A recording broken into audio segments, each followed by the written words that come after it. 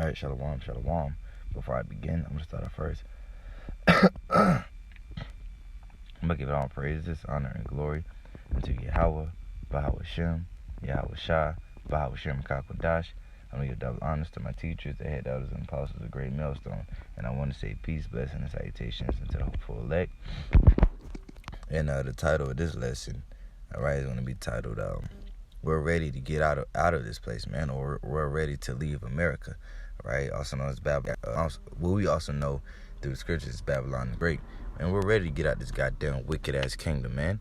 You know, we're ready to get out this wicked ass kingdom, because that's exactly what this kingdom is—a kingdom full of nothing but wickedness, man. Nothing but filth, sin, and iniquity, man. Right? We don't want to be around this shit, man. You know, just like our forefathers, you know, back then, you know, wherever place that they were in, they were vexed with you know.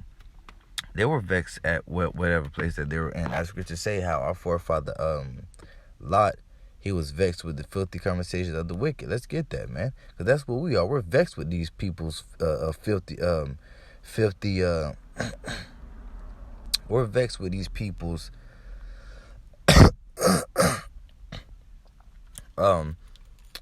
wickedness, man. No. By their mannerism, by their manner of life, man, by the lifestyle that they're living, you know, the things that they do. We're vexed with that shit, man. You know, we hate to see the wickedness that's going on in this place, man, and it's getting nothing but worse and worse, man. Right? We hate to see come on, man.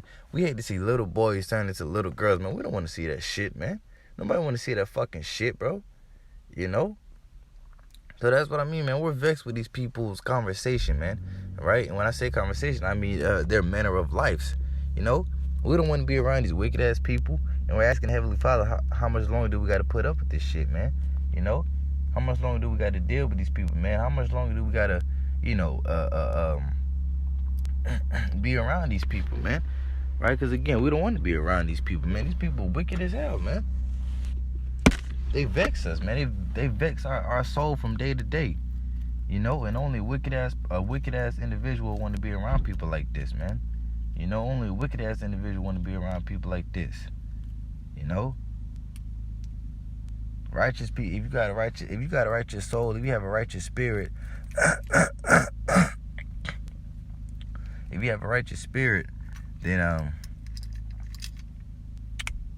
you're not going to want to be around wickedness, man. It's just simple as that, right? Ain't nothing hard about that. It's not rocket science, man. Righteous people want to be around righteous things. The wicked people want to be around wicked things. Simple as that. That's why a lot of our people don't want to leave America, right? That's why a lot of our people don't want America to be destroyed, because they love being wicked. And that's why the Most High got to cut off 2/3 of our people, because 2/3 of our people love being wicked, man, right? And they don't want to be righteous. They don't want to live a righteous lifestyle. They don't see the benefit, right? They don't see the pleasure or the benefit in being righteous, man. Being righteous individuals, man. They don't see the benefit in that, man. You know, in being righteous people, right? They love to please their flesh, man. You know, and we know, you know, you're not supposed to please your flesh, man. You're supposed to be about the spirit, man. Simple as that. And when you're of the spirit, that you have by Shem Yahushua, then naturally, right, wicked things are gonna bother you. Simple as that.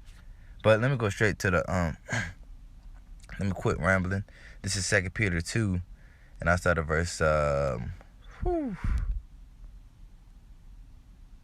outside of verse 4. It says, "For the Most High spared not the angels that sin," talking about us, "but cast them down to hell and delivered them into chains of darkness." And what is the chains of darkness? The chains of darkness is his flesh, man, right? Because the Heavenly Father, he never intended on us, his children, the children of God, if you want to say, the Israelites, he never intended on us to die.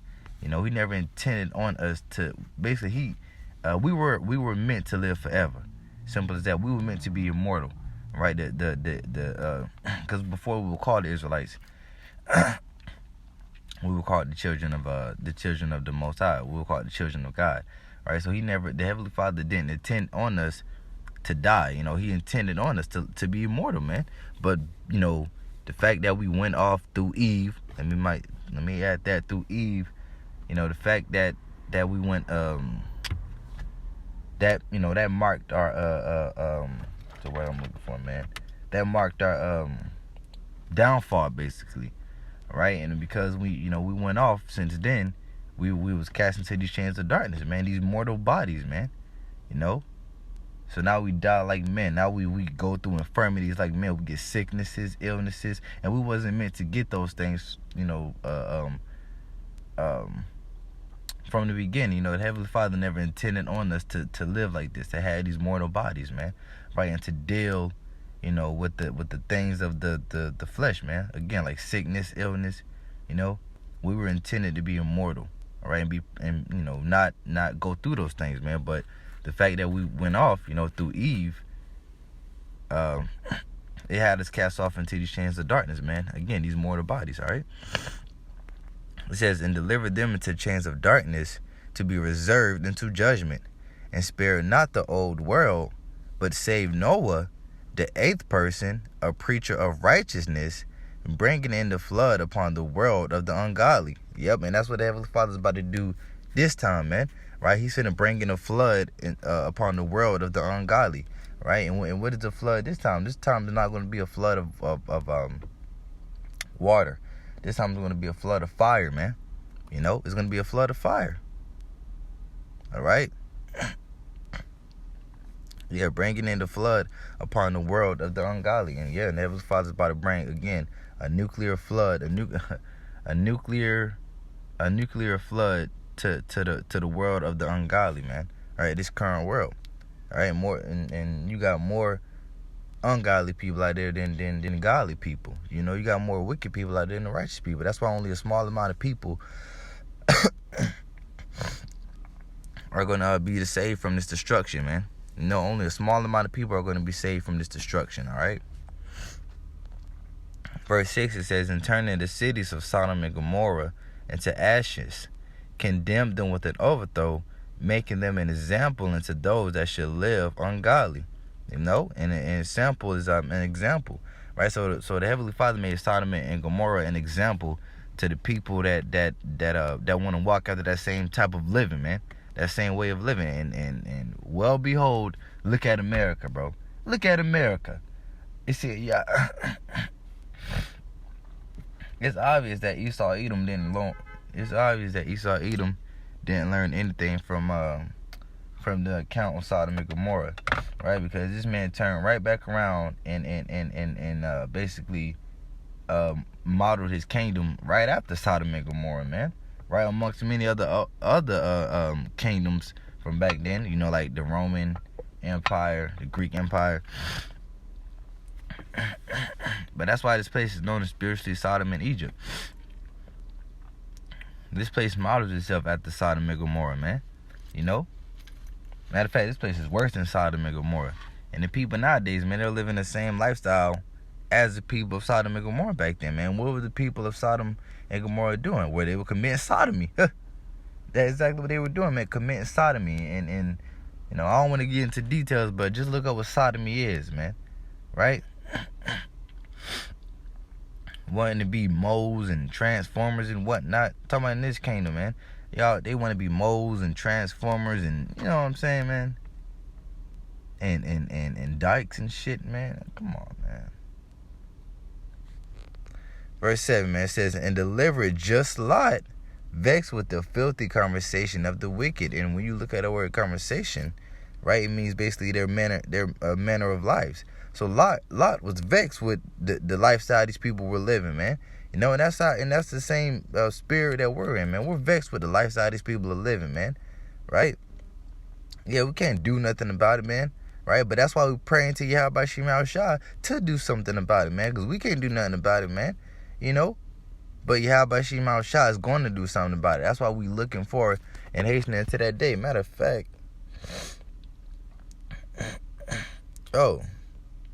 Slakia. Right here, this is 2 Peter 3, and I'm going to start at 11.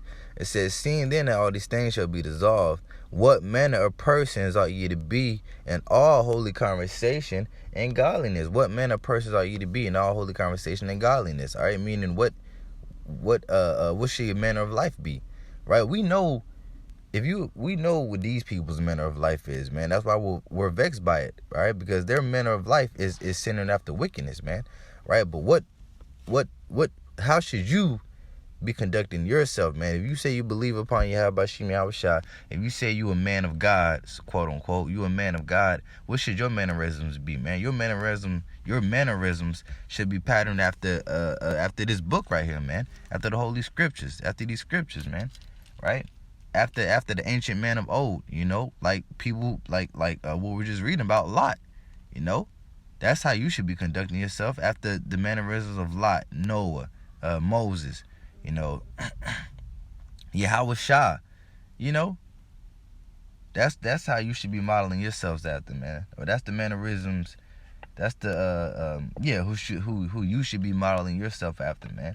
Don't model yourself after the people of the world, and that's a lot of that's also that's also another thing that causes our people to be the way they are, man. Right? Because they model themselves after the people that they look up to, right? And I did a lesson a while back titled basically, be careful who you look up to, man. Right? Be careful who you look up to. Be careful who you call your role model. You got to be careful who you look up to as an influence, man. Right? Because a person can be either a negative influence on you or a positive influence on you. And these rappers, man, these rappers are a negative influence on our people, right?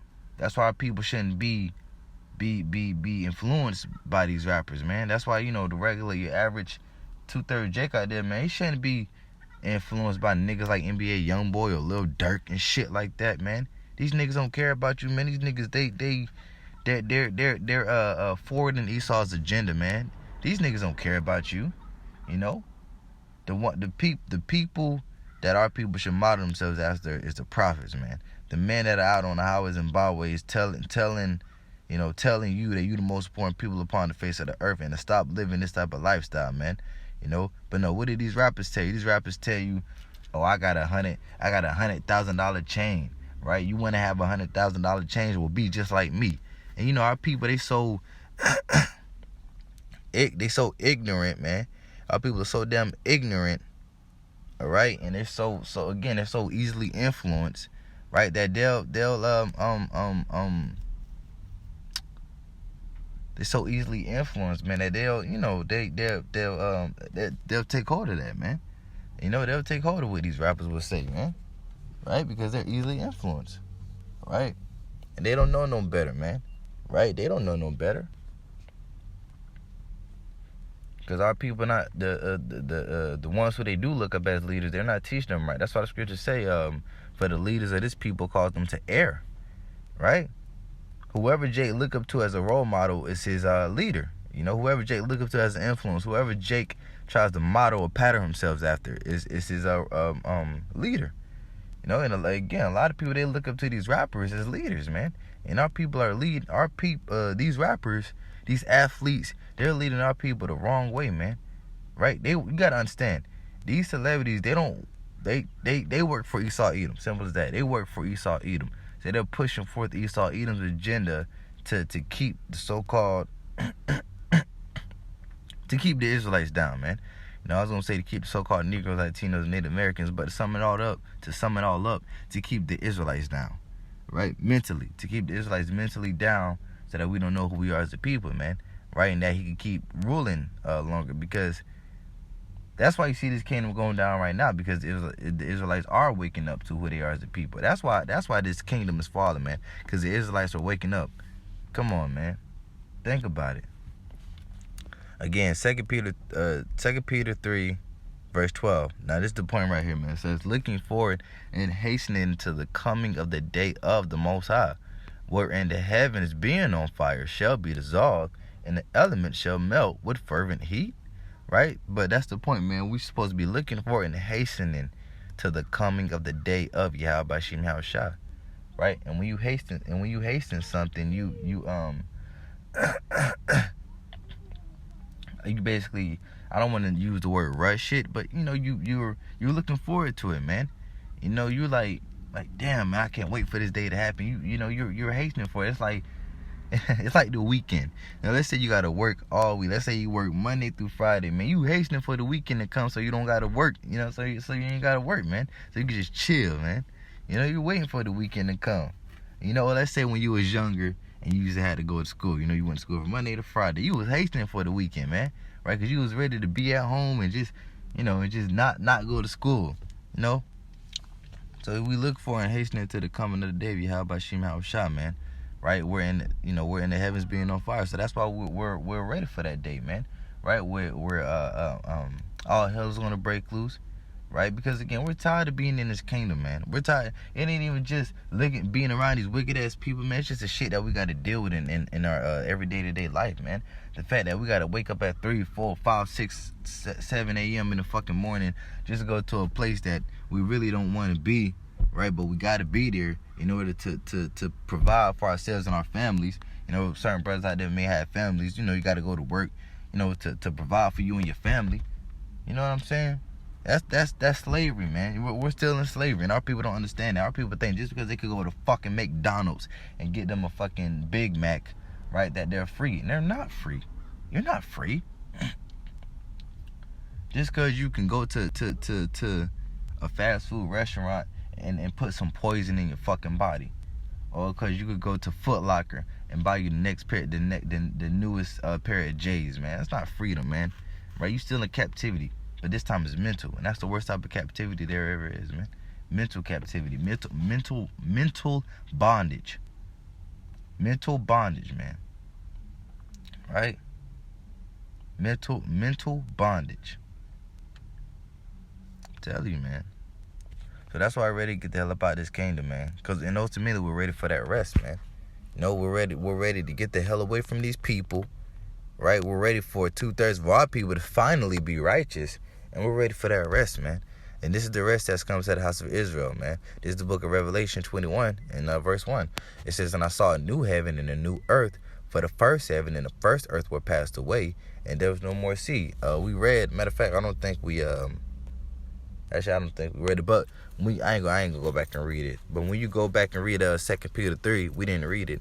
2 Peter 3 and verse 13, it talks about how we look for a new heavens and a new earth wherein dwelleth righteousness, man. So that's what we're looking for, man. A new heavens and a new earth wherein dwelleth righteousness, right? We're looking for a righteous kingdom, man. A kingdom where our women are actually our women. A kingdom in which we can actually enjoy our children, man. A kingdom where we ain't gotta worry about getting pulled over by the fucking police, man. That's the kingdom that we're looking for, man. And the kingdom where we don't have Edomites rolling over us telling us what to do. Oh, John, go do this. Go do that. Go take out the trash. Fuck out of here, man. We got to clock in this man's system, man. No, sir, man. No, sir. Right? Again, it says, "And I saw a new heaven and a new earth, for the first heaven and the first earth were passed away, and there was no more sea. And I, John, saw the holy city, New Jerusalem, coming down from the Most High out of heaven, prepared as a bride adorned for her husband." Now that's talking about when the elect comes down from those chariots, right? Verse 3 says, "And I heard a great voice of the out of heaven, saying, Behold, the tabernacle of the Most High is with men, and he will dwell with them, and they shall be his people, and the Most High himself shall be with them and be their God." Now, who did the Heavenly Father say that to? Right? He said that to the Israelites, man. You can read that in the book of Jeremiah. You can read that, you can read about that, you can read about that when you read the new covenant, man, or the second covenant, when you read upon the second covenant, right, in Jeremiah 31, and also in Hebrews 8, man, where it talks about how the Heavenly Father is going to make a new covenant with the house of Israel. He's going to be our God, and we're going to be his people. That's a part of that new covenant. The Heavenly Father, we're going to be one with the Almighty once and for all. We're going to be one with the Heavenly Father, if that makes sense. Right, verse 4, it says, "And the Most High shall wipe away all tears from their eyes." Not just a little. He's going to wipe away all tears from their eyes. And why do people shed tears? Right, more than likely, the reason why people are shedding tears is because they're upset, they're depressed, they're mourning. They're mourning. That's the reason why people shed tears for the most part, because they're mourning. So there's going to be no more mourning, you know? There's going to be no more mourning. Or there's going to be no more, hell. Right? No more sorrow. And matter of fact, let's keep reading. It says, "Then the Most High shall wipe away all tears from their eyes, and there shall be no more death." We're going to be immortal. Neither sorrow. We're going to be happy. Nor crying. We're going to be ecstatic, man. We're going to be ecstatic to be in the kingdom of heaven. Neither shall there be any more pain, man. You're going to have to deal with no more pain. You got back problems, man. You got knee problems. Man, we're going to be perfect, bro. And how are we going to be perfect? Well, because the law, statutes, and commandments of the Heavenly Father is going to be in our inward parts, man. Right? And that's what's going to cause us to be immortal. The fact that we got the law, statutes, and commandments of the Heavenly Father embedded within us, man, and that we can never go off. Right? Because what are the wages of sin? The wages of sin is death. Right? So if you don't sin no more, then that means you're not going to die. That means you're going to live forever, man. You got to understand, man. You got to see us as a people. We got to understand exactly what did the Heavenly Father promised to our forefather Abraham. This is what he promised right here. This is what the Heavenly Father promised. A place of eternal rest. Immortality. Happiness, man. A land that flows with milk and honey. With your resources. This is what the Heavenly Father promised to our forefather Abraham, man. And this is what we got. And this is what we need to be looking forward to, looking for and hastening to. Right? Again, it says, neither shall there be any more pain, for the former things are passed away. The former things are passed away, man. America's gonna be passed away. That mourning, right? That regret, that misery, all that shit is gonna be a thing of the past, man. Right? And we're finally gonna be in a righteous kingdom and actually be able to relax and be at peace. Because we're not at peace right now, man. Everywhere you fucking turn your head, it's like you see a mo. We're not at rest, man. This ain't no fucking rest, bro. And then you got to question, and then if you want to go step down on a female, if you're looking at a female, you got to question whether or not the fucking female is even a female, bro. So come on, man. This is hell, man. This ain't no fucking kingdom, man. This is hell. I mean, this ain't no righteous kingdom. This is hell, man.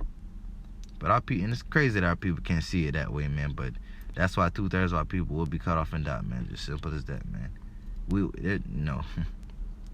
You niggas can't get into the kingdom of heaven, man. You gotta be. That's why you gotta die on this side and be reborn in the kingdom of heaven as righteous people, man. Because you can't. The way our people think and live now, nah, you can't be in the kingdom of heaven, man. Nah, man. Right? So. Yeah, I'm gonna go ahead and wrap it up there, man. That's pretty much, the point is pretty much, the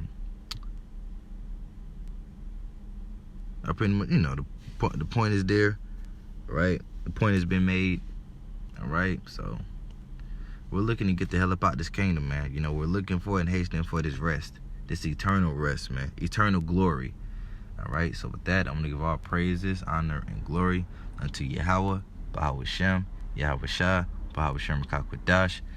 Double honors to our teachers, the head elders, and apostles, a great millstone. And peace, blessing, and salutations unto the hopeful elect. Lord's willing, this was edifying. Till next time I say, Shalom.